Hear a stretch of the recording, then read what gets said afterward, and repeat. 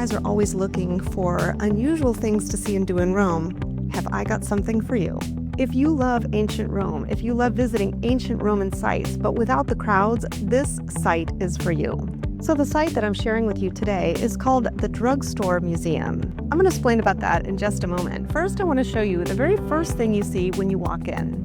This is a tomb from the Neolithic period. That's the Copper Age, so around 2,000 to 3,000 BCE. But the museum is so much more than that. We have a lot of things here from ancient Rome, which is obviously much later than that tomb. And at the time I'm making this video for you, there is an exhibit here of photos from the 1975 Jubilee. This exhibit will stay up through the end of December of 2025. After that, they'll have other exhibits here. So why is this place called the Drugstore Museum? Well, in the 70s, they were doing some building and they discovered some ruins here, but they decided to build over them anyway. Subsequently, and still while maintaining these ruins, they decided to build at the base of this building what was called a drugstore.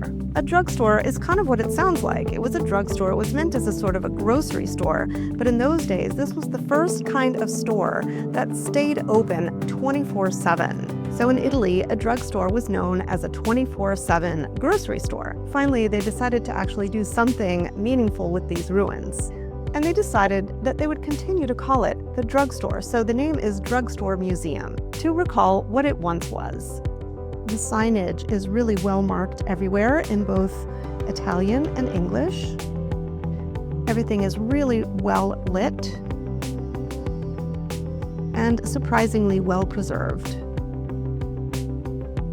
Here we have even more of the story of the site, how they found it, and what you're looking at. It's pretty amazing to find anything in bronze from ancient Rome, because usually these things were melted down to make weapons. So anytime we can see bronze sculptures from ancient Rome, it's pretty extraordinary. This is a boundary stone. These were used to demark the boundaries of ancient Rome. And these mosaics, while they've been restored, it's still pretty astounding to see how well preserved they are. Now this is really the pièce de la résistance. This is the most amazing part of this museum.